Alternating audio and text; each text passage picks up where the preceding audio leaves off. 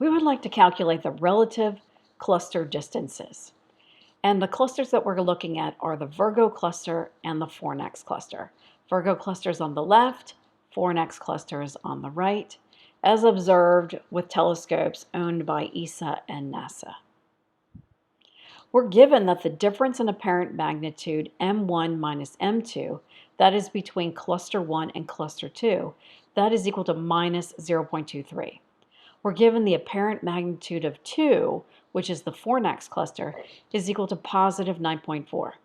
And we're also given that the Virgo cluster, which is cluster 1, the Virgo cluster's distance is 54 million light years. We want to find the apparent magnitude of 1, which is the Virgo cluster, and we want to find the distance to the Fornax cluster, which is cluster 2.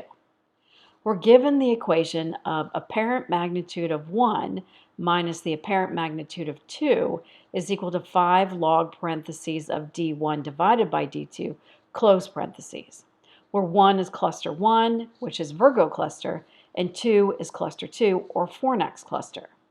We're given a graph of apparent magnitude on the vertical axis and radial velocity in units of kilometers per second on the horizontal axis.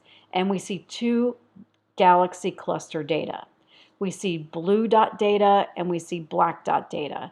And we see an average blue line through the blue dot data, and we see an average black line through the black dot data. Now, if the two galaxy clusters were at the same distances, the two lines would overlap. But because they are shifted in apparent magnitude, they are at two different distances. If they had two different log of radial velocities, they would be shifted along the horizontal axis, and they would have two different galaxy sizes. We want to find the apparent magnitude of 1, which is the Virgo cluster. And so we're going to start by using this equation, M1 minus M2, and we're going to find that, which is the difference in apparent magnitude, to solve for M2. We know that M1 minus M2 is equal to a minus 0.23. We also know, or we're given, that M2 is positive 9.4. So let's substitute that in. That's positive 9.4 for M2. And I'm going to put a parenthesis around it. And I'm going to carry the equal sign and carry the right-hand side, which is minus 0.23. And then on the left-hand side, we have to put M1 in, which we do not know, plus the minus sign. So the whole equation reads M1 minus parentheses positive 9.4, close parentheses, which is equal to minus 0.23. Since we have a minus sign from M1 minus 9.4, we need to add on 9.4 to both sides of the equation.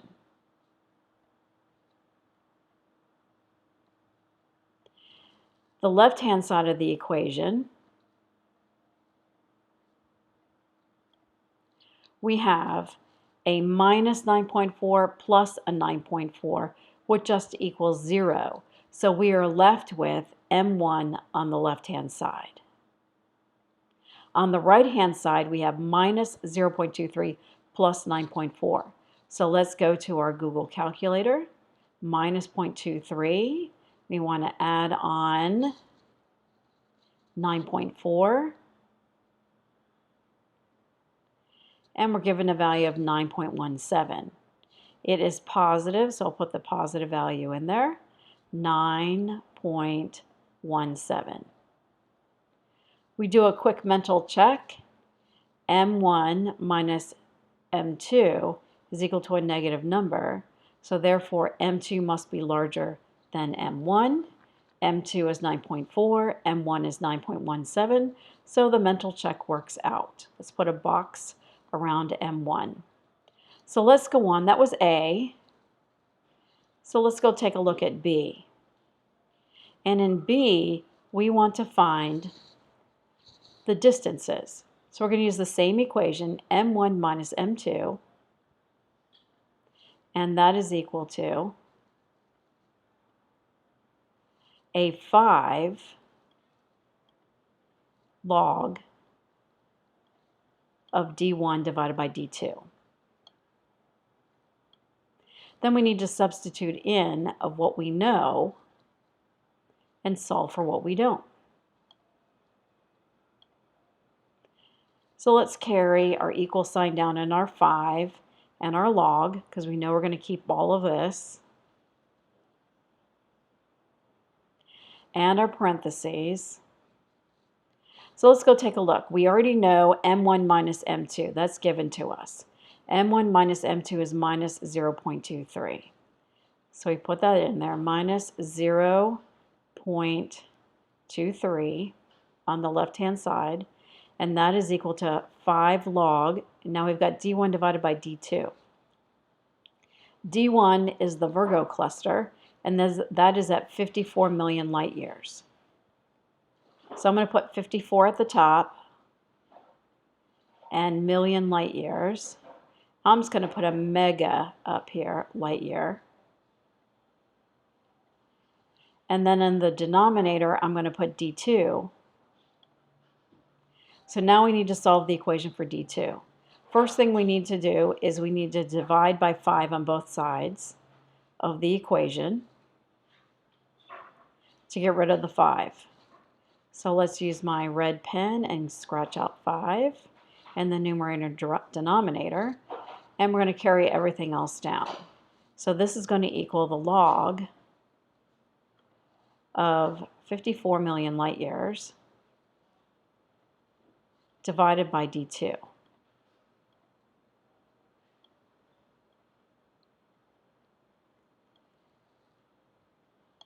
Close parentheses. And then on the left-hand side, we've got minus 0.23 divided by 5. We go to our calculator, minus 0.23 divided by 5, and we get a value of minus 0.46. So we put that in, minus 0. Let's check, 0.46, 0.46. So now we need to take the inverse log of both sides. So we need to take the log inverse of everything that is on the right-hand side, and we need also the log inverse of the left-hand side.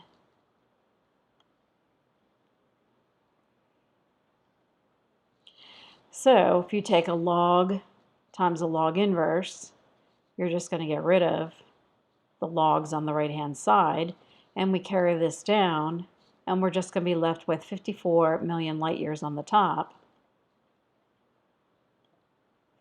and d2 on the bottom.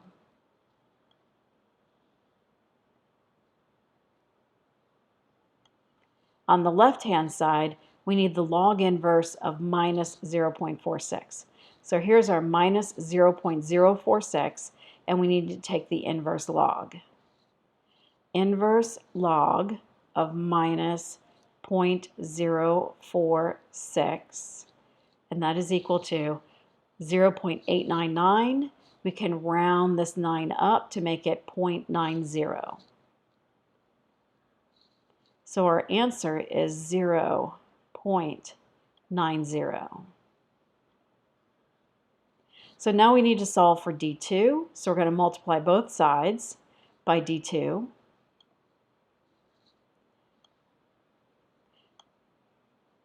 And so we carry this down. The left-hand side is 0.90 d2.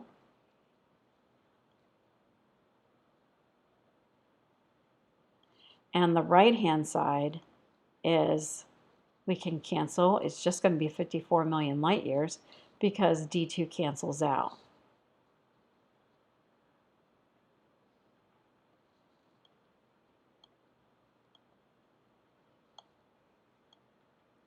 So now we need to divide both sides by 0.90.